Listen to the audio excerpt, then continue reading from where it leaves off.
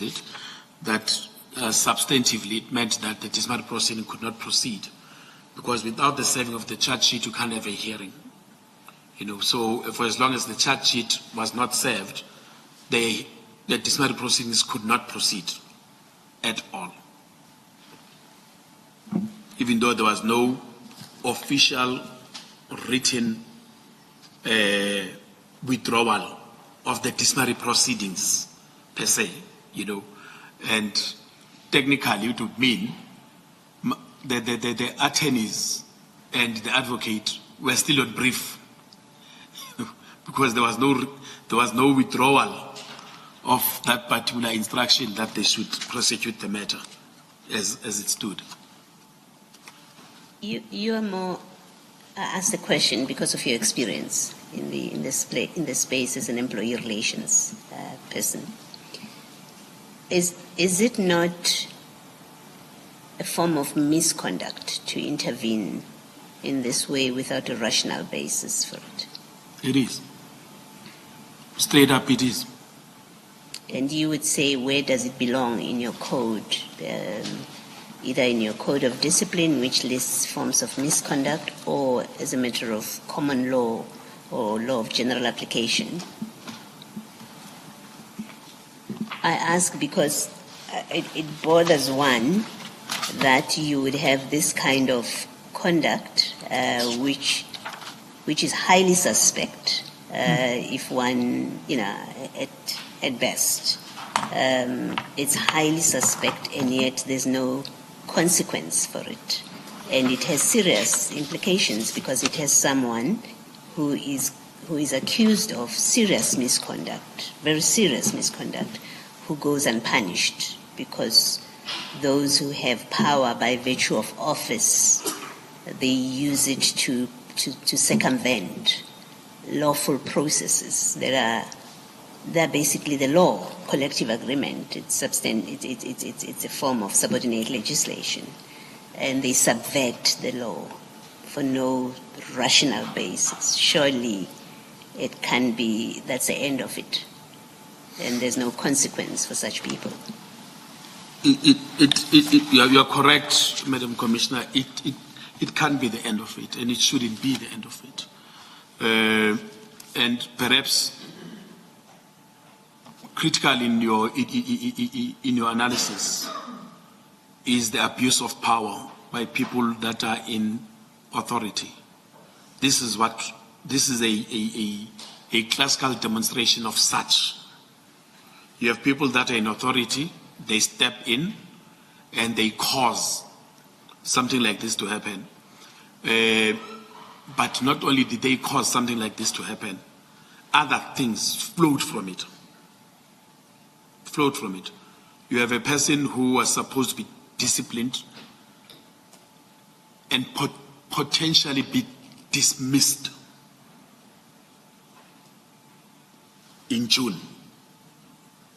In December, that person gets promoted. By who? By the very same people that stopped the discipline. The very same people that stopped the discipline. There is another issue that I will be raising later on in terms of the effect of this stoppage. And you could see that indeed what was at play here is a serious,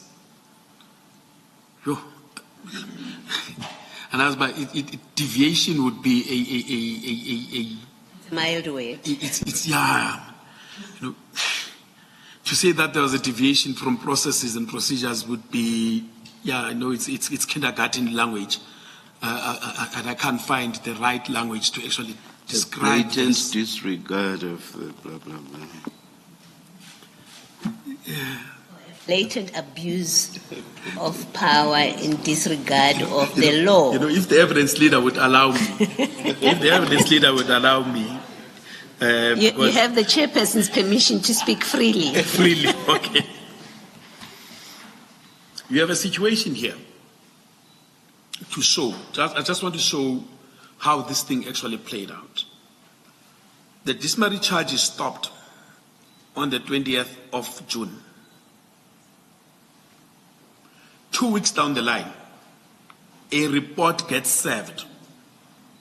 That's 6-2, give Advocate Kemi Behari and Linda Tlashega a 600,000 rand increase. And that report does not provide any basis why such increases must be effected. These 2 people are appointed on the 1st of March 2023. They are still under probation. 4 months after their appointments, a report gets generated seeking to provide them with massive increases. And nothing has actually happened in the intervening period between March and July in terms of municipal processes. What is in that report speaks exactly to what they had in March, but in July, that is used to say these people must get these massive increases. I can only suggest or opine, but thank you. You are aligning yourselves to the instruction. You've aligned yourselves to the instruction. You've aligned yourselves to what I want as the city manager.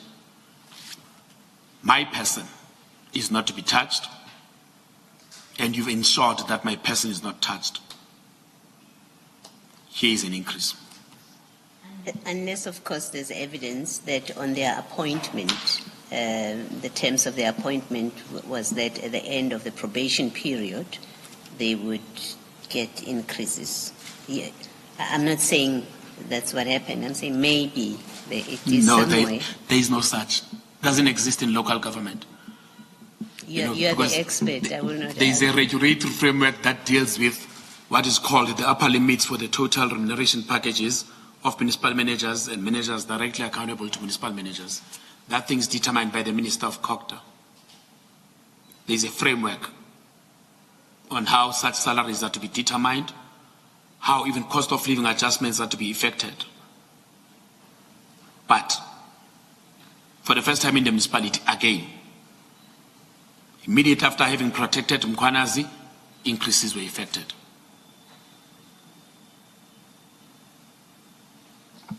So for me, it's yeah. I'm going to test your opinion or your view again. You see, Parliament will say to people like you, we've done our job, we've passed the Protected Disclosures Act. Everything you've just said now, you could have made a protected disclosure and you would be protected from an occupational detriment. And the law is there for officials like you to use it. Why did you not use it? I was suspended in September and dismissed the next year without even a hearing. 2 months later? Yes. But you accept that the law is there? The law is there. And I've utilized the law, I've dealt with the issues that pertain to that law. Between May and August, a protected disclosure could have been made. I take the point.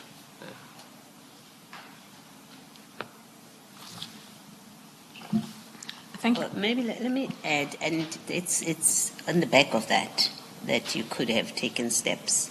On a quick look, the abuse of entrusted power is defined as corruption. So you could have gone to the police with these things that don't make sense to you for the police to investigate.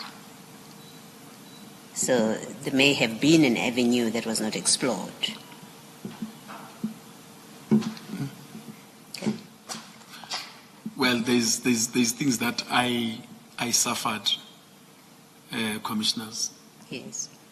There's things that I've suffered personally, even during the period that we are talking about. You know, there's things that I suffered. Thank you.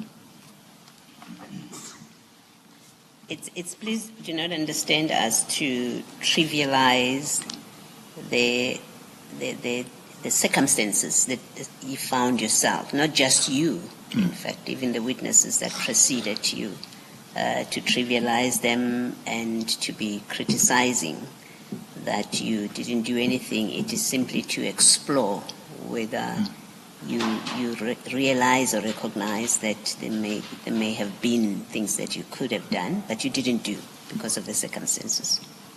I think that we will perhaps, in the fullness of my testimony, then perhaps also revert back to an analysis of what could have been done, or, what did I miss out, so that indeed if commissioners were to get a full sense of the circumstances that one was confronted with, then there will be a better appreciation of some lack or in terms of processes that one could have been able to put in place.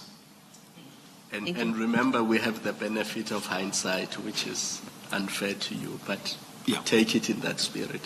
Thank you, sir. Thank you, Commissioners.